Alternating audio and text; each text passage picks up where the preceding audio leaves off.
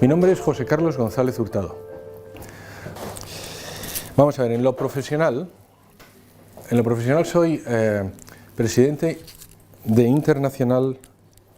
¿Esto tiene azúcar? No. Presidente internacional de una compañía americana que se llama ERI Worldwide. Es una compañía de Big Data, de tecnología. Y es una compañía, yo manejo todo el negocio que no es en Estados Unidos.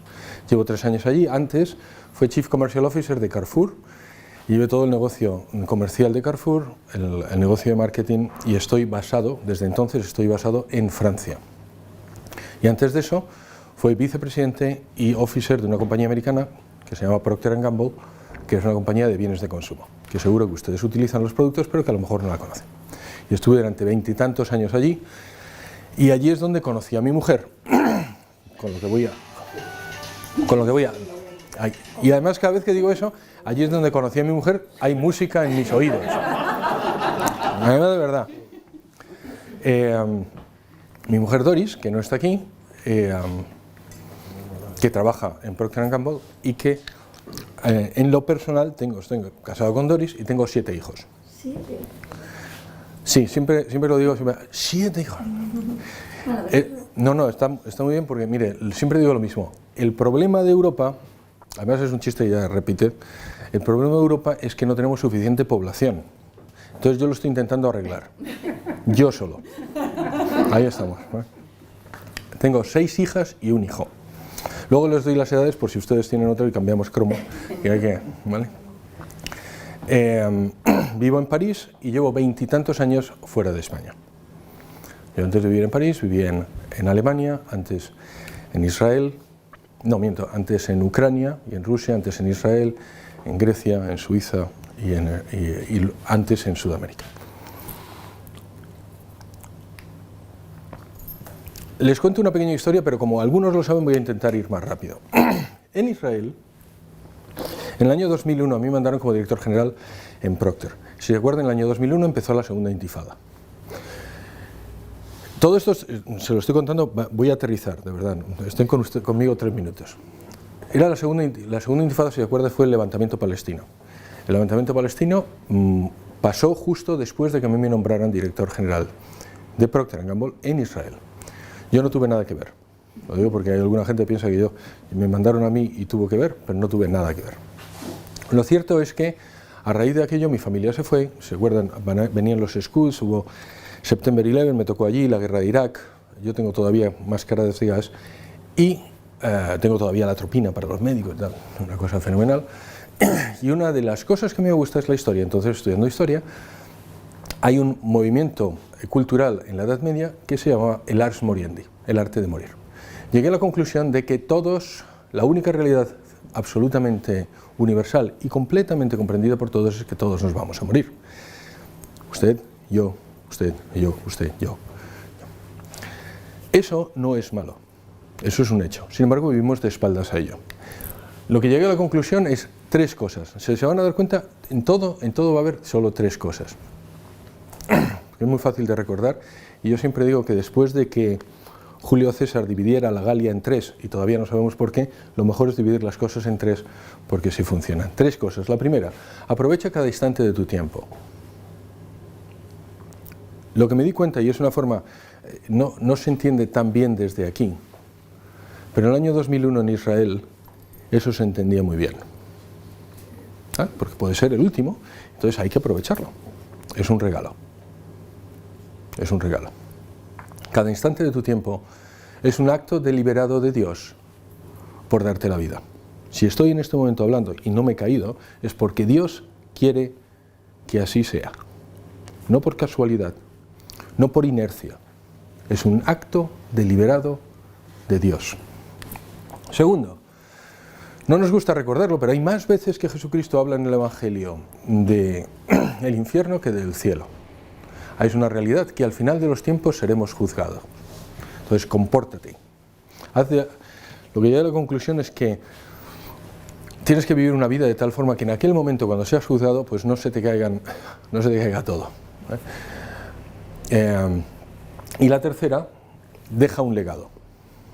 Deja un legado es, toca vidas, haz que gente te recuerde, porque cuando no estés aquí, lo único que va a quedar es eso.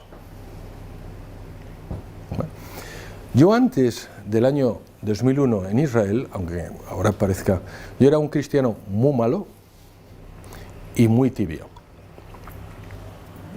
Tibio, muy malo y muy tibio.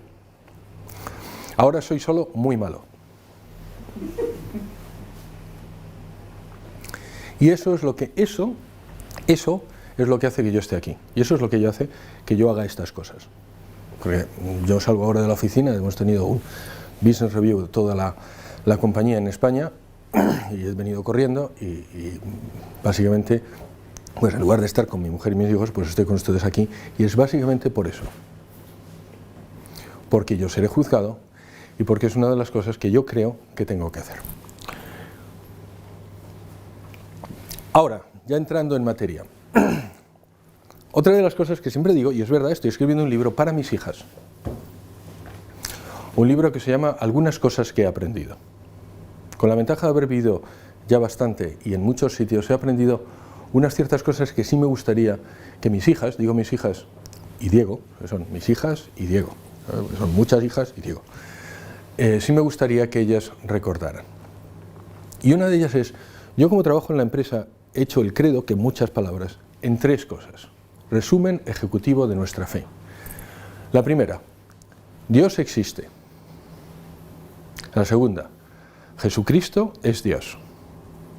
La tercera, la Iglesia Católica es la verdadera.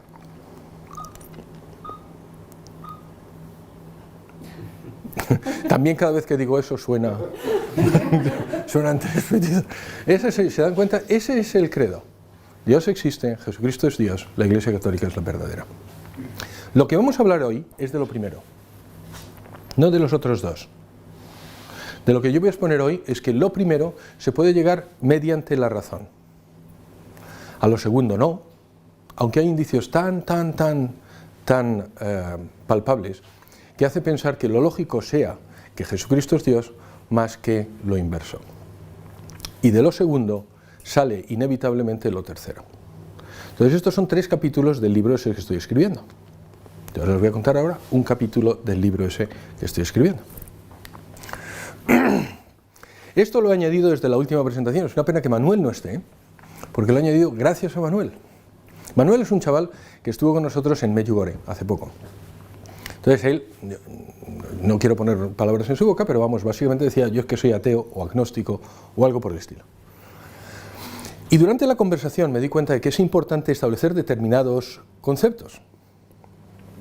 Y el primero que vamos a contestar es ¿a qué o a quién debemos nuestra existencia?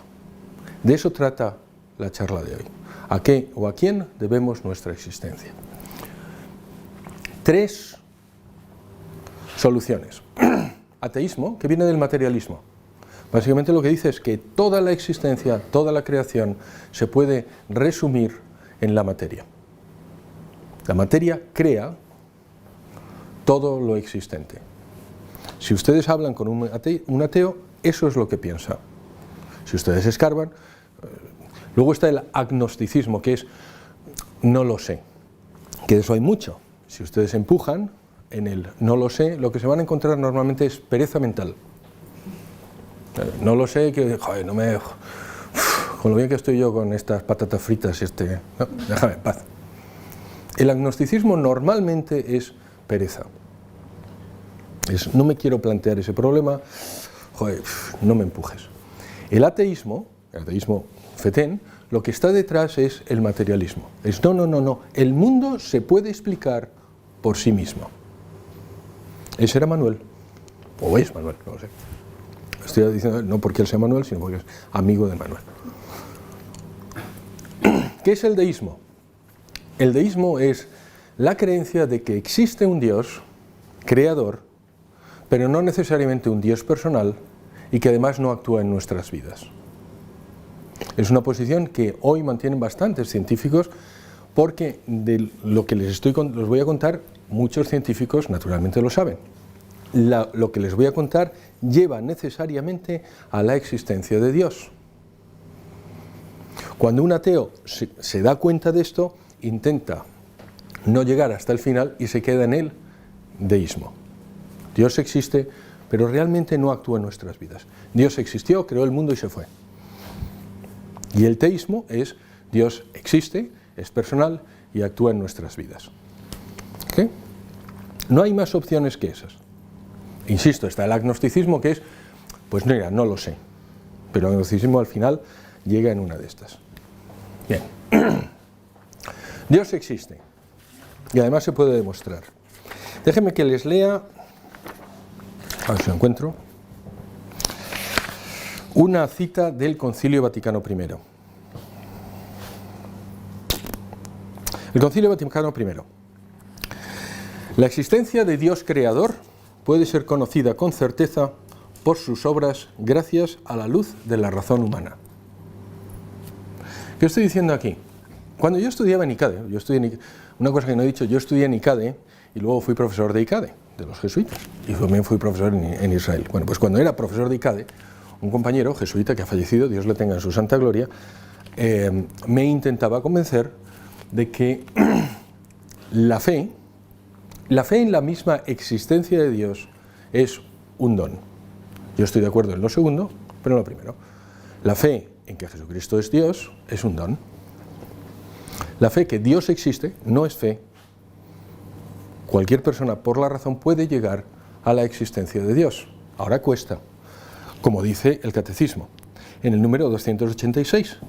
La inteligencia humana puede ciertamente encontrar por sí misma una respuesta a la cuestión de los orígenes, aunque este conocimiento es con frecuencia oscurecido y desfigurado por el error. Básicamente, sí, se puede llegar a la existencia de Dios, pero no es fácil. Como demostración, Aristóteles, mucho antes de que nuestro Señor Jesucristo existiera, llegó a la existencia de un solo Dios, un principio.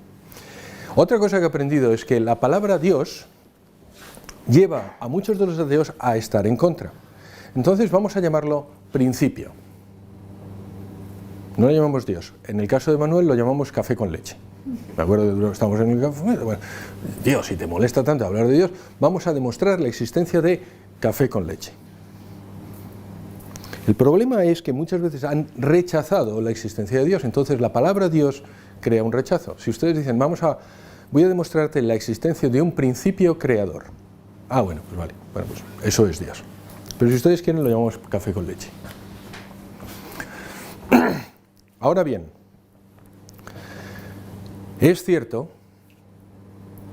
que nosotros creemos en un Deus absconditus, que decía Pascal. Es un Dios escondido, es un Dios que no es evidente. ¿Por qué no es evidente? Pues mire, decía, ¿cómo se llama este teólogo? Teólogo del Vaticano II, que luego fue cardenal, a ver si alguno me ayuda, padre, francés, del segundo, Vaticano II es de ahora, del Vaticano II, francés, que luego le hicieron cardenal. Le hicieron cardenal justo antes de morir. No, Lustiller fue cardenal, pero ya era cardenal. Bueno, da igual. Este hombre decía, Dios no puede ser evidente, entre otras cosas, para no forzar la libertad del hombre. Si Dios fuera evidente, no tendríamos libertad para rechazarlo. Y una de las cosas que el hombre tiene que tener es la capacidad para rechazarlo. Como decía Pascal, hay luz suficiente para quien quiera creer, crea, y hay oscuridad bastante para el que no quiera, no crea. Vamos ya a las pruebas científicas de la existencia de Dios. Voy a darles 3. Primero, el universo es finito. Si el universo es finito, recuerden lo que dije, el materialismo, si el universo es finito, la materia es finita, tiene que haber algo que haya creado la materia. ¿Me siguen? Hasta aquí es pura lógica. Si el universo es finito, si la materia no existió desde el principio, si no ha existido siempre, si no es infinita, hay un momento en que fue creada. ¿Estamos de acuerdo? Luego eso necesariamente implica a un creador fuera del universo. Si yo demuestro que el universo es finito, demuestro que hay un creador fuera del universo. Lo segundo, el universo tiene lo que se llama un ajuste fino. Ahora lo vamos a ver. Si eso es así, lo que implica es que además el creador tiene un propósito. Es decir, ya no es deísmo, es teísmo. Trabaja, está presente. Y lo tercero, vamos a hablar, voy a poner una parte de metafísica encima de las otras dos. Vamos uno por uno. El universo es finito. En 1946 se formuló por primera vez una teoría que es la teoría del Big Bang. El que la formuló es este señor. Este señor es un sacerdote católico belga que se llama Georges Lemaitre.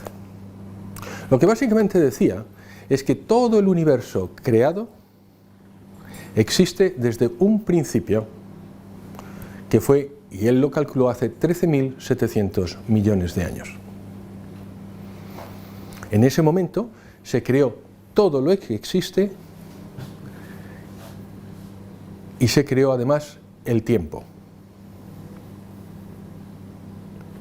Él decía y sostenía que además todo, que es lo que se llama el modelo cosmológico estándar, ahora, está manejado, si quieren, por la teoría de la relatividad de Einstein. Hace 13.700 millones de años, el universo se creó. Antes de ese momento no había nada. Lo que dice la teoría de Einstein es que además, insisto, el tiempo fue creado, hay un espacio, el espacio-tiempo es cuatridimensional, el tiempo también se estira, se contrae y además puede vibrar. Esto es bastante difícil de entender, pero es básicamente que antes de ese momento no había tiempo. Es gracioso porque el primero que predijo eso es este señor, se llama San Agustín. ¿Qué es lo que pasaba? En nuestra religión y en el judaísmo, Dios está fuera del tiempo. Si se acuerdan, la primera vez que di esta charla hablaba del Génesis. En el Génesis uno dice, Dios creó los cielos y la tierra. En hebreo no existe la palabra universo, cielos y tierra es universo. ¿Bien? Dios creó el universo. Cuando los paganos oían eso de los cristianos, contestaron, se reían, ¿y qué estaba haciendo Dios antes de crear el universo? Estaba tomando un gran café. Y él llegó desde el argumento teológico y decía, no preguntéis qué estaba haciendo Dios antes de la creación del tiempo, porque no había tiempo. Ese argumento teológico todavía sorprende mucho a los científicos hoy, porque eso no se sabía hasta 1946. Nadie lo predijo hasta 1946. Lo que él decía, y el argumento teológico dice, si Dios creó todo, y el tiempo es parte de todo, Dios creó el tiempo. Insisto, en el judaísmo y en el cristianismo, Dios está fuera del tiempo. Dios crea todo, incluyendo el tiempo.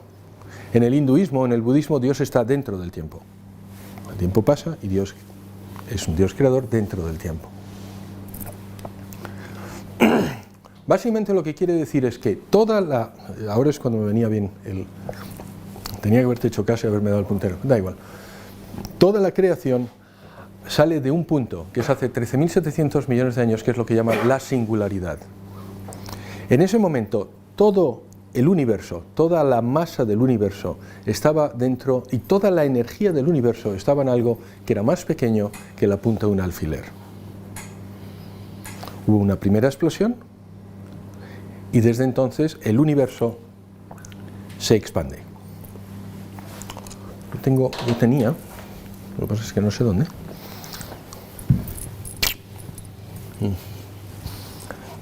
Tenía para hacerles una demostración, lo que pasa es que con las prisas probablemente me lo he dejado en el hotel.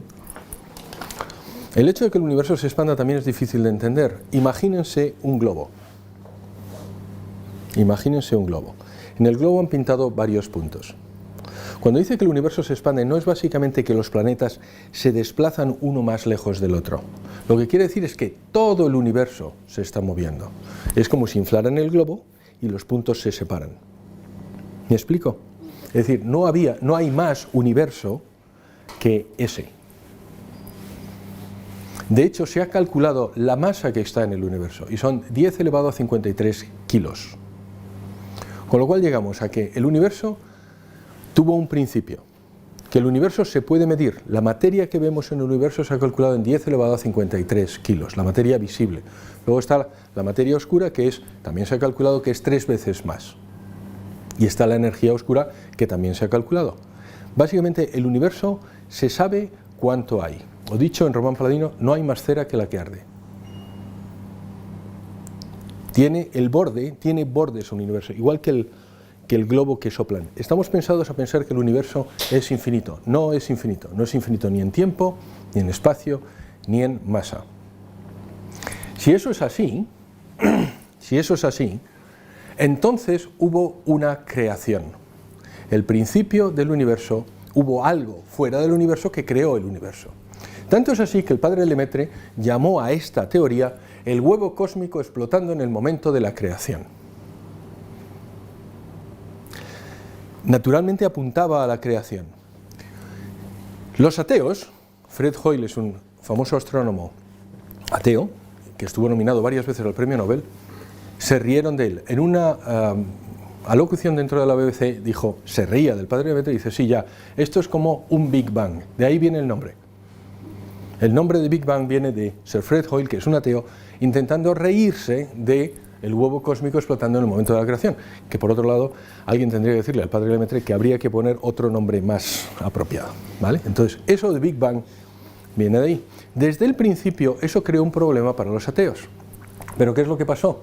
En 1966, dos astrónomos, son Penzias y Wilson, encontraron esto, que es la radiación cósmica de fondo. ¿Qué es la radiación cósmica de fondo? Es la energía que queda desde el principio del Big Bang.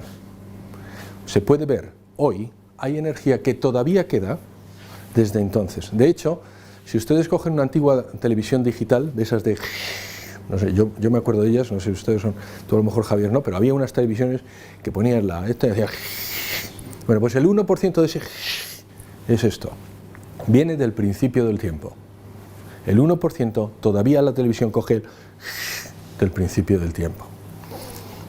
Esto es en 1966, pero se ha revuelto a hacer. En el año 2012 hay un satélite que se llama el VMAP, que es el Wilkinson Explorer, que lo mandaron desde el año 2006, creo, hasta el 2011, le mandaron a explorar el universo y a medir las temperaturas. Y llegó también a la conclusión de que efectivamente el universo tenía 13.778 millones de años, más o menos 59 millones de años. Exactamente como el padre Lemaitre había calculado. Esto es del año 2012, hace 4 años. Se lo vuelvo a explicar. La existencia del Big Bang pone un problema insubordinable, ¿cómo se dice eso en español? Imposible de solventar para los ateos. Si hay un principio, ¿qué hay antes del principio? Café con leche. Café con leche. Entonces, después de eso, lo que ha habido es otras dos teorías para intentar decir, bueno, esto no puede ser. Yo no sé si ustedes conocen, a lo mejor son ustedes ateos, no lo sé, pero el ateísmo es una ideología. Lo tengo completamente comprendido. El ateísmo es una fe, y entonces mover a alguien de ser ateo es tan difícil como mover a alguien de ser budista o de ser cristiano.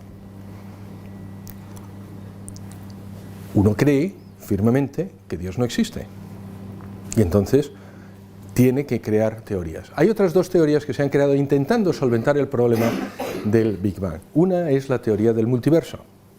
Es una teoría que, sinceramente, ningún astrónomo, ningún científico le da mucha credibilidad porque ni se puede demostrar. Básicamente es, mire, nosotros estamos en un universo así, aquí, yo me muevo aquí, en otro universo paralelo yo no me moví aquí, a partir de ahí el universo se separa y hay universos paralelos. Cada uno de los fotones, cada uno de los átomos crea un universo paralelo. Es imposible de comprobar. Los mismos autores dicen, no, jamás vas a poder comprobar que esto es cierto o no es cierto. Un gato se muere, en ese momento el universo cambia, ese gato no se muere, el universo sigue. Hay multiversos. Otra teoría es lo que se llama el Big Bounce.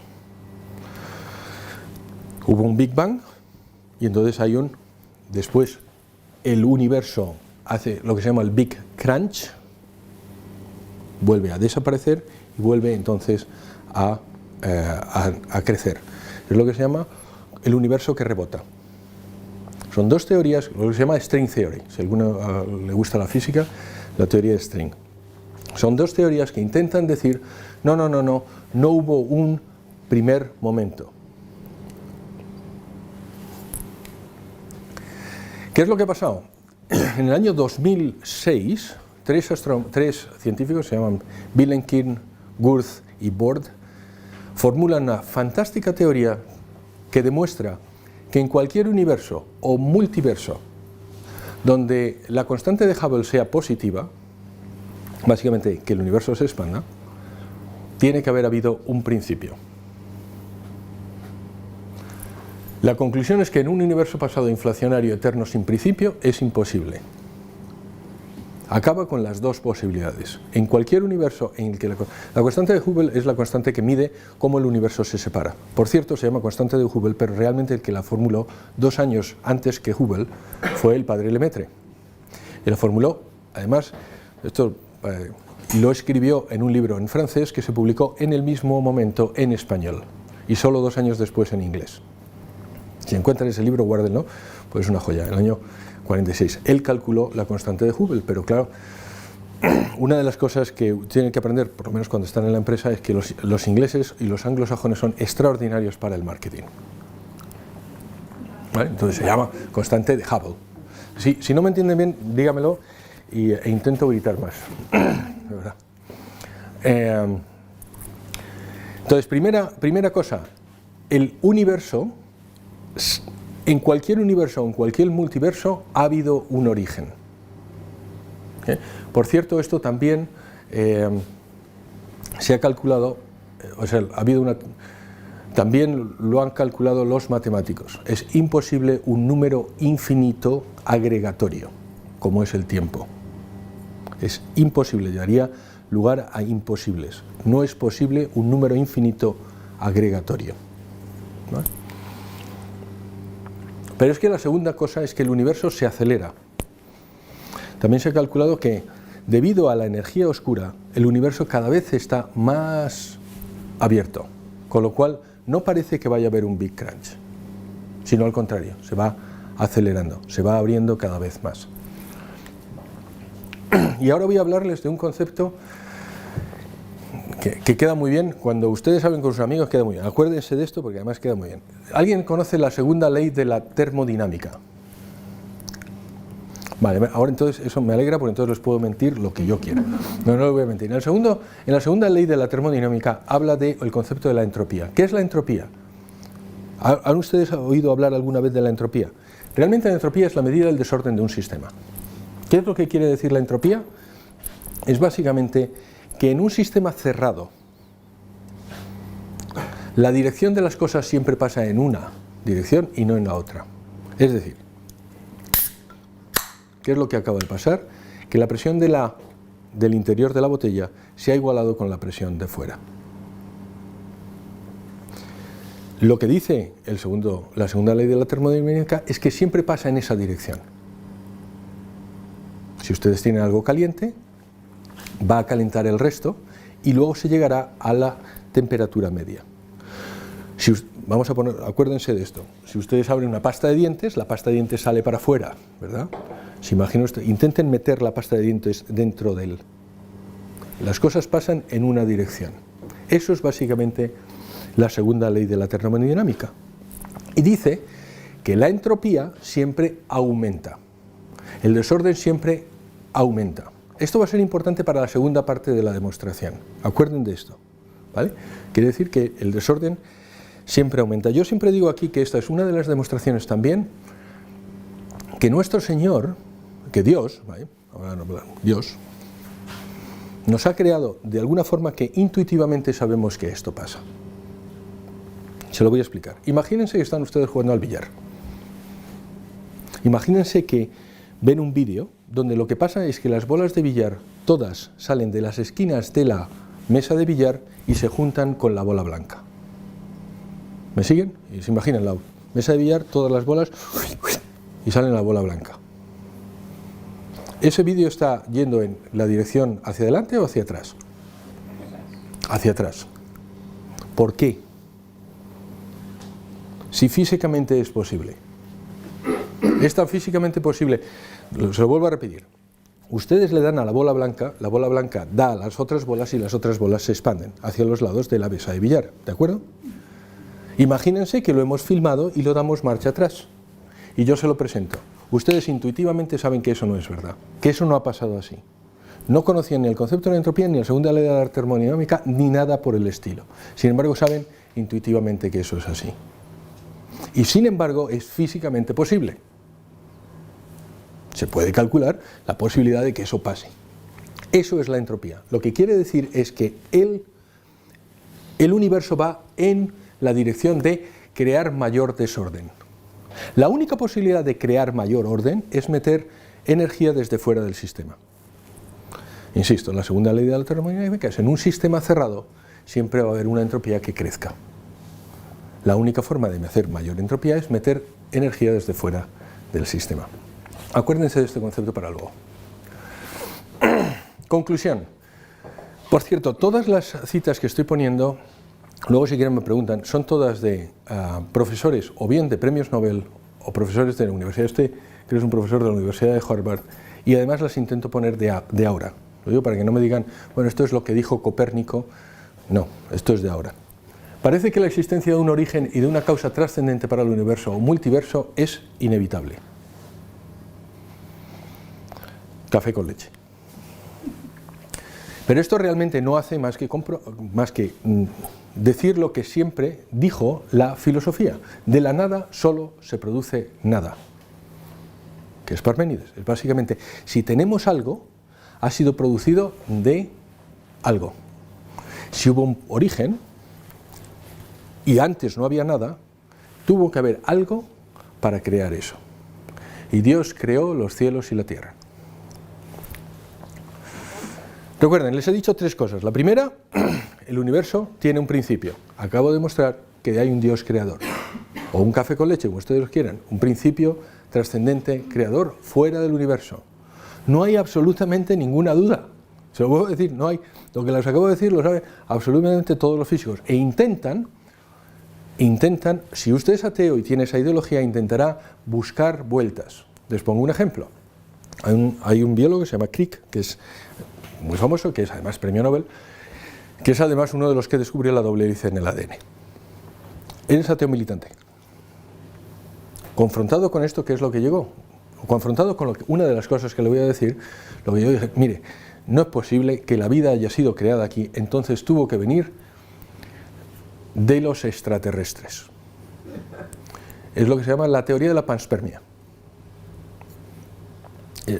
Se lo digo, vamos, palabra de Boy Scout. Es un señor que es premio Nobel y como no puede confrontarse con, coño, esto me está llevando a un sitio que no quiero, la vida viene de los extraterrestres.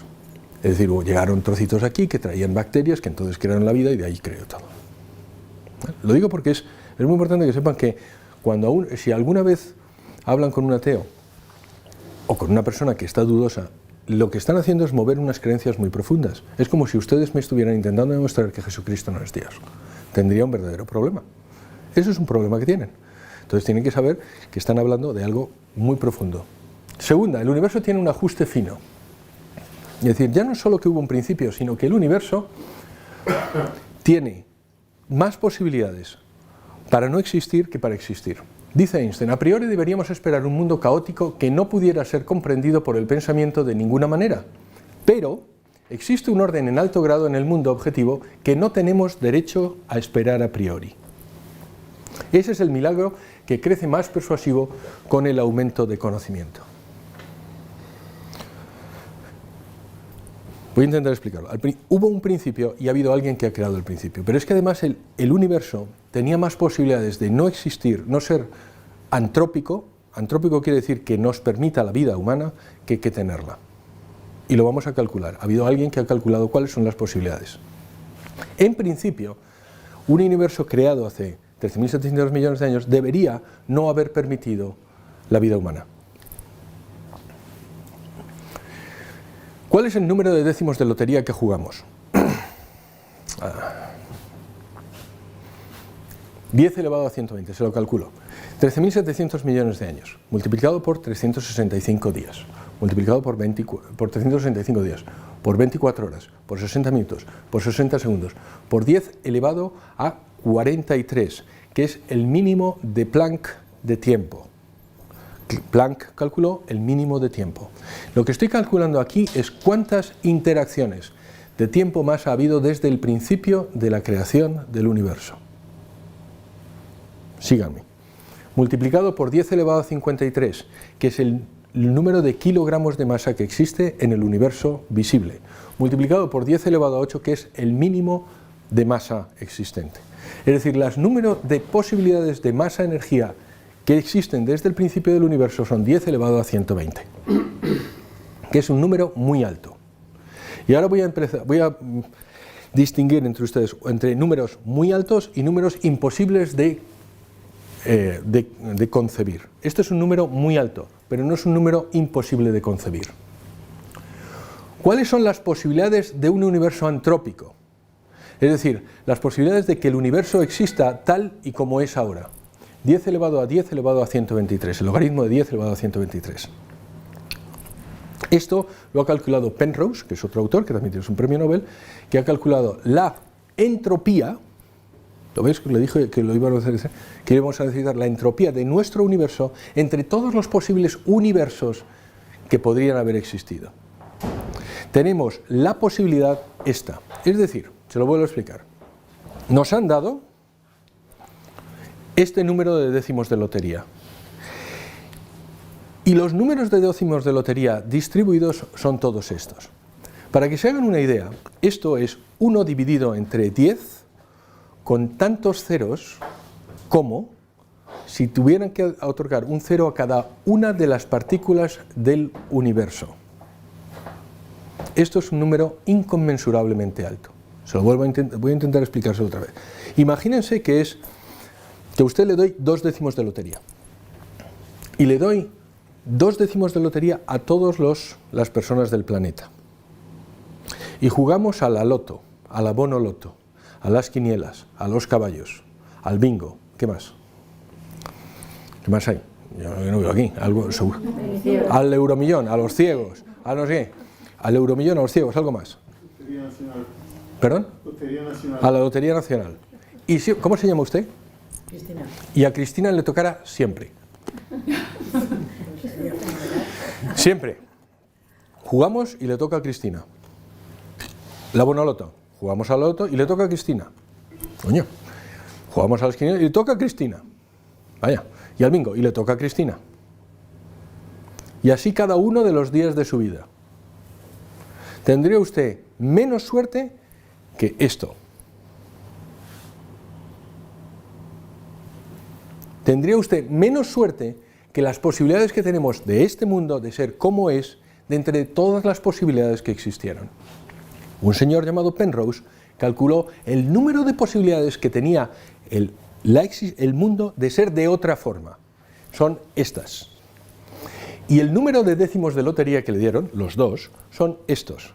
Si ustedes dividen, si son esto, entre esto es un número ingente de posibilidades. Se lo vuelvo a decir, todos los días de su vida, ganando usted la loto, la Lotería Nacional, las quinielas, la bonoloto, los ciegos y la madre superiora, todos los días. Alguien podría pensar que está usted haciendo trampa.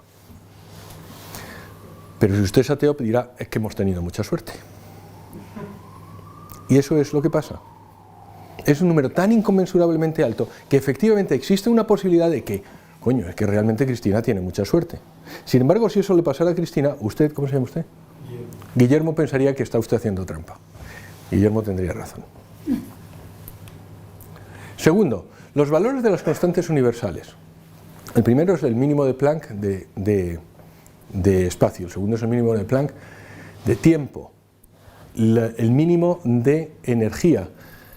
Si hay un mínimo de espacio, también hay un máximo de velocidad. Piénsenlo en casa. Si hay un mínimo de espacio, tiene que haber necesariamente un máximo de velocidad, que es la velocidad de la luz. Así hay un montón de constantes. ¿Qué quiere decir constantes? Que no sabemos por qué, pero son así. Eso es el número de la velocidad de la luz es ese, y no otro. Si hubiera sido otro, no estaríamos aquí. Son constantes. En todas las fórmulas físicas se llaman constantes. Usted la mete y son constantes.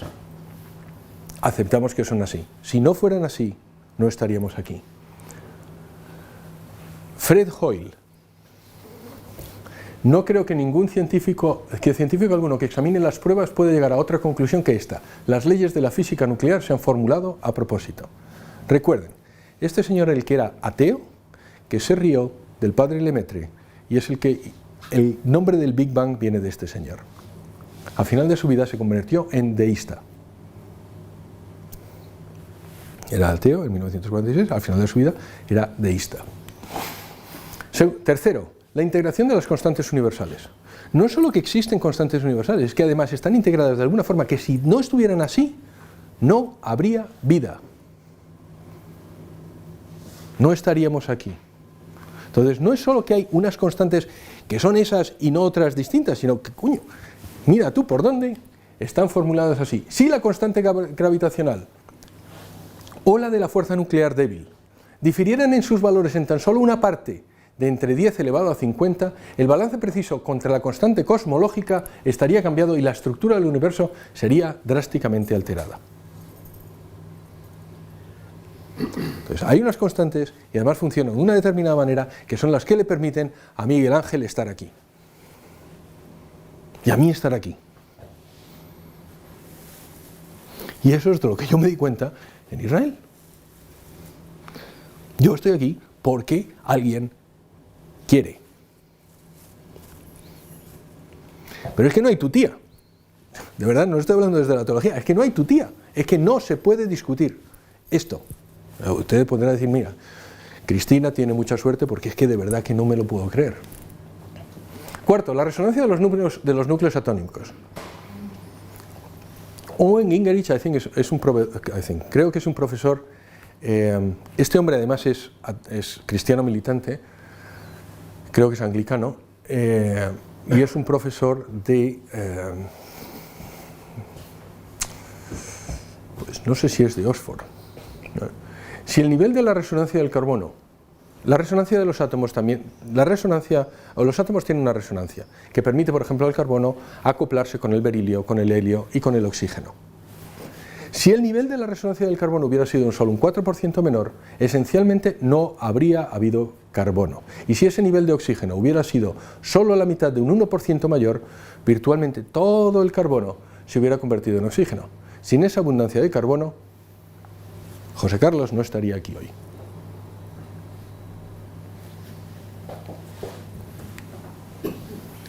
Quinto, la biología.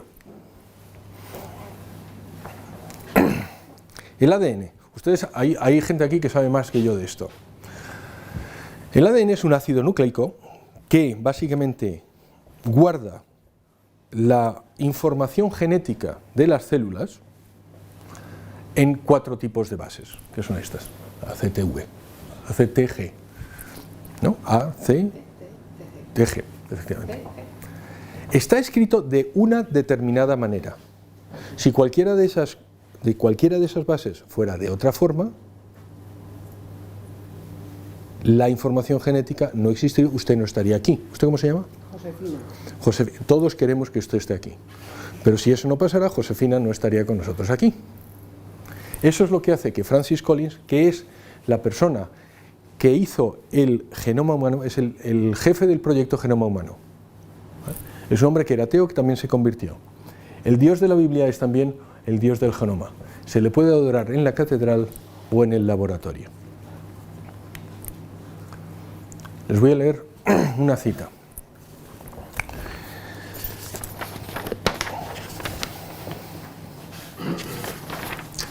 Si la encuentro.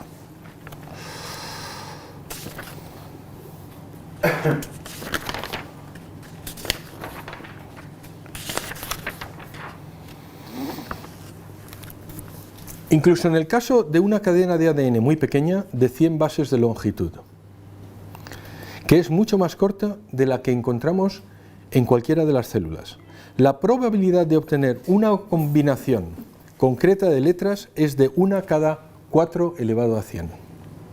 Pero es que además hay que contar con la aparición aleatoria de estructuras proteicas, además del ADN.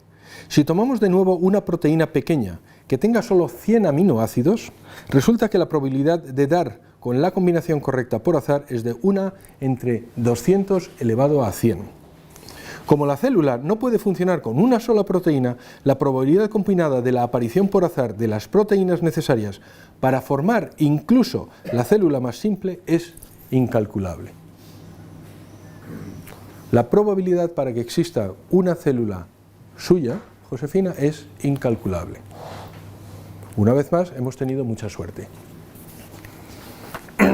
Fred Hoyle, la posibilidad de obtener una simple proteína válida por casualidad combinatoria de aminoácidos es la misma que un sistema solar lleno de ciegos resolviendo el cubo de Rubik simultáneamente.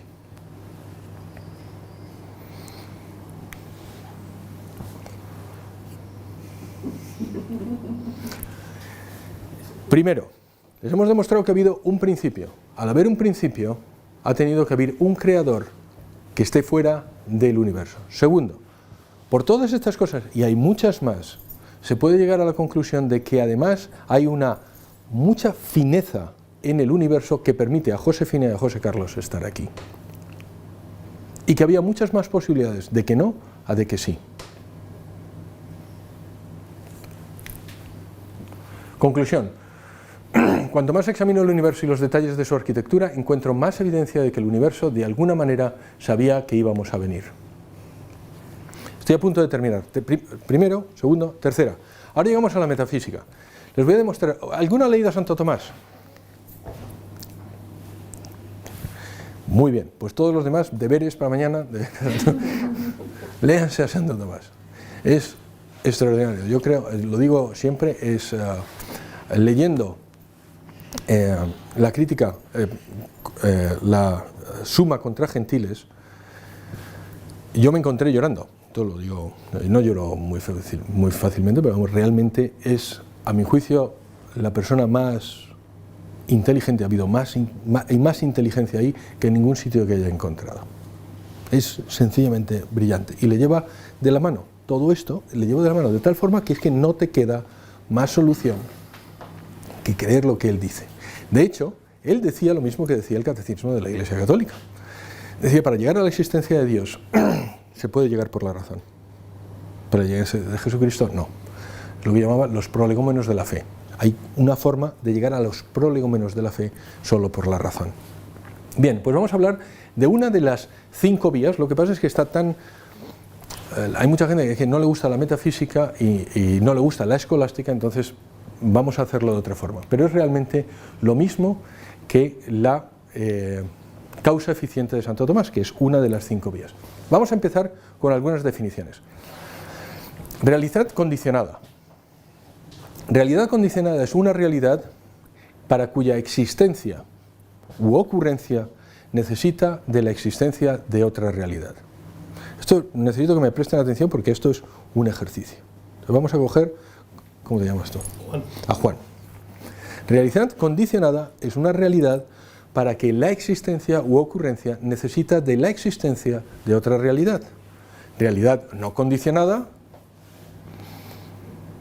No necesita otra realidad para ser. Juan, tío, menos mal que has venido, tío. Efectivamente, realidad no condicionada es una que no necesita de otra realidad para su existencia o ocurrencia. ¿Y qué es una condición? Aquella que permite que actúe la realidad condicionada. Aquello que se necesita para que la realidad condicionada exista. ¿Hasta aquí vamos bien? ¿Estamos bien? Bien. Juan, eres una realidad condicionada. Ahora cuando llegues a casa, ¿estás casado? ¿Estás casado? Sí, sí. Vale. ¿Cómo se llama tu mujer? Araceli. Araceli, bonito. Araceli, soy una realidad condicionada. Dile, yo cuando llego a casa siempre se lo digo a mi mujer, Doris, soy una realidad condicionada. ¿Por qué? Porque tú dependes de la existencia de células. Las células dependen de la existencia de las moléculas de la existencia de los átomos de los quarks, etc. Si no hubiera quarks, no habría átomos, si hubiera átomos, no habría moléculas, si no hubiera moléculas, no habría células, y etc. Y Juan no estaría aquí. ¿Hasta aquí bien? Si alguien se pierde, se lo dice al padre Walter. Bien. Hemos llegado a la conclusión de que Juan es una realidad condicionada. ¿Qué es una realidad no condicionada? Una realidad no condicionada es Dios. Es lo que llamamos Dios. Una realidad no condicionada es una realidad para cuya existencia u ocurrencia no necesita de la existencia de otra realidad. ¿Estamos? Estamos. De hecho, Santo Tomás decía, ¿cómo definía Santo Tomás a Dios? Sum esse subsistens, que básicamente quiere decir el que existe, aquel cuya esencia es la existencia. Es algo tan brillante que de verdad luego se lo miran en casa. Cuya esencia es la existencia. ¿Y cuál es la esencia de Juan? Decía Santo Tomás, la contingencia. La esencia de Juan, la mía, es la contingencia. Solo hay una realidad cuya esencia es la existencia. Sum esse subsistens. Básicamente que no está condicionada.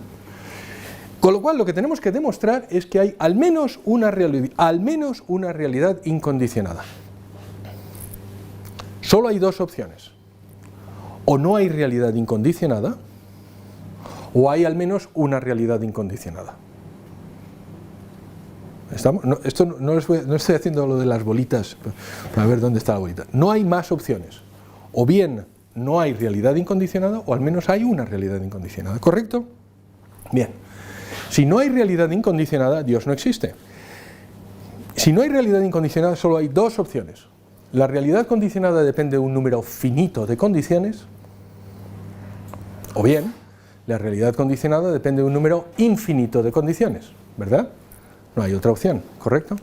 No hay más opciones. Vamos a ver si sale. Vamos a empezar con la primera. Vamos a intentar demostrar esto, que haya un número finito de condiciones. Bien, vamos a seguir con Juan. Juan, y hay al final una realidad condicionada que es última o fundamental. ¿Correcto? Si hay una realidad condicionada última o fundamental, esta realidad no puede ser incondicionada, puesto que la hipótesis es que no hay realidad incondicionada. Luego esta última realidad tiene que ser una realidad condicionada, ¿correcto? Sí. ¿Qué es una realidad condicionada que no tiene una realidad condicionada detrás? Es una realidad condicionada cuya condición no se ha actualizado. Básicamente, que no existe. Con lo cual, no existe eso, no existe quark, no existen los átomos, ni las moléculas, ni células, ni Juan. Acabamos de demostrar que si seguimos por esa ruta, llegamos a la conclusión de que Juan no existe, pero Juan está aquí.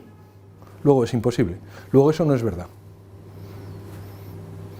Si quiere, luego se lo miran en casa. Pero básicamente, eso no puede ser. Hemos llegado a la conclusión de que esta hipótesis no es posible. No es posible que no haya realidad incondicionada y que las realidades condicionadas solo sean finitas. Ahora vamos a la siguiente. Que haya realidad condicionada que sea infinita. Pues mismo ejemplo, seguimos con Juan, pum, pum, pum, a los quarks. Pero eso significa que cada realidad condicionada depende de una realidad más 1, de n más 1. Básicamente que siempre va a haber una mayor realidad, vamos a mirarlo así, aquí, que es un n más 1, con lo cual no está actualizada.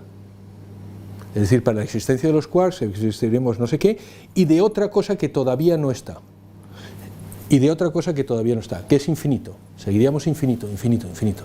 Con lo cual tampoco existiría nada. Si hay realidades condicionadas infinitas, harían que nada se pudiera actualizar. Nada existiría. Con lo cual esta hipótesis tampoco puede existir. No hay realidades condicionadas que dependan de un número infinito de condiciones, porque si hay un número infinito de condiciones significa que siempre hay una realidad condicionada n más 1, con lo cual para cualquier condición no existe. ¿De dónde se deduce que solo nos queda que hay al menos una realidad incondicionada? Es decir, al menos hay un Dios. Ustedes no se lo creen, pero se lo acabo de demostrar. Les acabo de demostrar desde un punto de vista filosófico que existe Dios. Esto es lo que hace Santo Tomás. Pero luego sigue, y esto no lo voy a hacer ahora, y demuestra que solo puede haber uno. Porque lo que acabo de demostrar es que al menos hay una realidad incondicionada, pero puede haber más. Él sigue demostrando, solo hay uno. Y llega a la conclusión además de que tiene que ser bueno. Y tiene además que tiene que ser bello. Y demuestra absolutamente todo de Dios.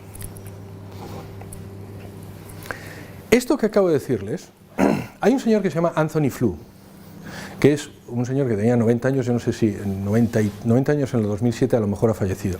Anthony Flew cogió la cátedra de metafísica de la Universidad de Oxford y él la heredó de Bertrand Russell. ¿Ustedes han leído a Bertrand Russell alguno? Bertrand Russell es un filósofo ateo de los años 60 y que era un ateo militante. Esa cátedra era para ateos, es la cátedra del ateísmo, vamos a ponerlo así. En Oxford hay una cátedra de ateísmo, pues es esta, la de Bertrand Russell. Bueno, pues este señor cogió la cátedra después, más ateo, se convirtió en el año 2007. Escribió este libro, Hay un Dios, cómo el más notorio ateo cambió de opinión. Y escribió, el viaje de mi descubrimiento de la divinidad ha sido hasta ahora un peregrinaje de la razón. He seguido la argumentación hasta donde me llevase y me ha llevado a aceptar en la existencia de un ser autoexistente, inmutable, omnipotente y omnisciente.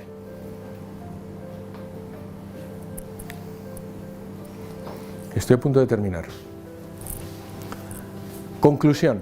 Cuando a la lógica y a la metafísica, necesidad de una causa eficiente, la ausencia demostrable de una causa material y la prueba de que hubo un origen absoluto para cualquier universo o multiverso, se añade el hecho de que nuestro universo existe y que sus condiciones están ajustadas finamente, inconmensurablemente más de la capacidad de un proceso aleatorio, la evidencia científica apunta inexorablemente hacia un agente inteligente y trascendente como no solo la explicación más plausible, sino como la única posible explicación. En español dice, no hay tu tía. En español es mucho más rápido, no hay tu tía.